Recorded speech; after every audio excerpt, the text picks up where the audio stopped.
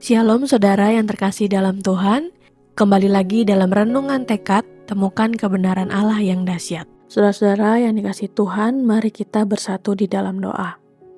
Bapa yang penuh kasih, hari ini kami bersyukur dan berterima kasih karena Engkau selalu menyediakan waktu untuk bersekutu dengan anak-anak-Mu.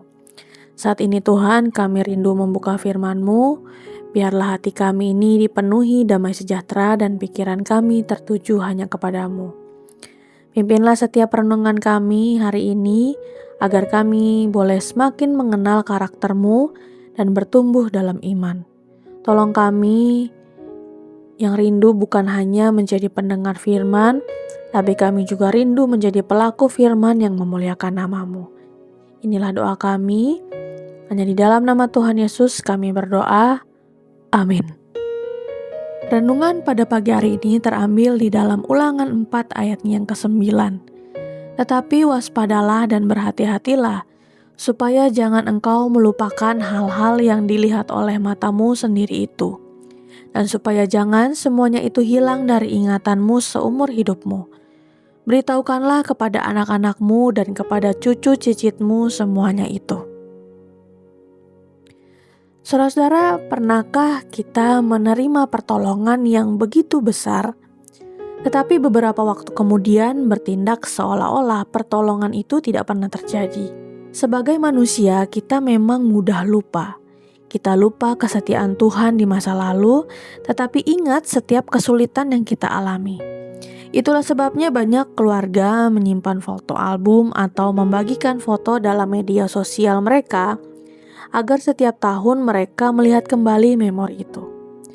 Dalam perjalanan memimpin bangsa Israel, Musa memahami kecenderungan hati bangsa ini yang sering melupakan pimpinan Tuhan.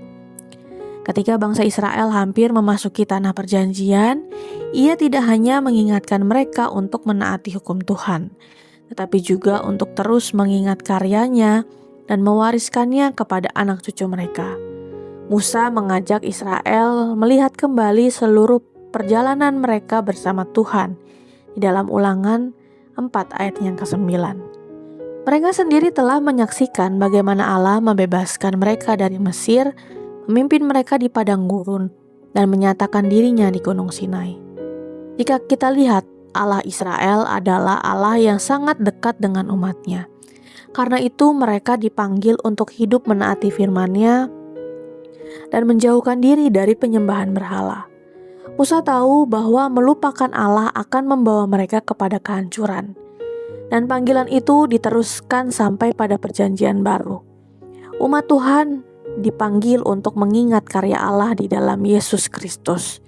Ia bukan hanya menyampaikan firman Allah, tetapi ia sendiri menjadi manusia.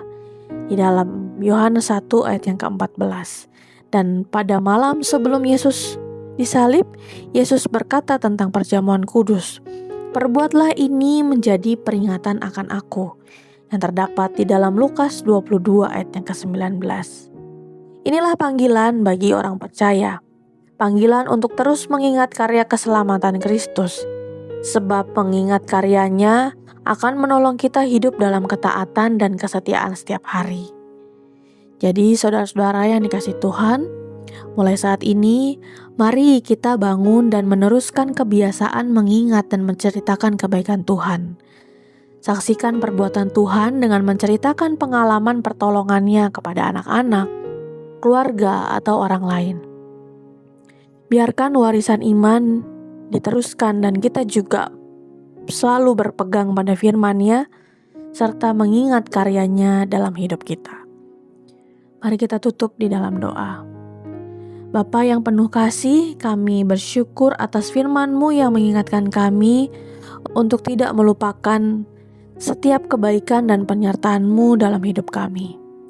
Ampunilah kami Tuhan jika kami ini lebih sering mengingat persoalan daripada pertolongan-Mu. Tolong kami Tuhan untuk kami dapat memiliki hati yang selalu bersyukur, setia mengingat karya-Mu, dan tetap percaya bahwa Engkau adalah Allah yang tidak pernah berubah serta selalu setia menuntun langkah kami.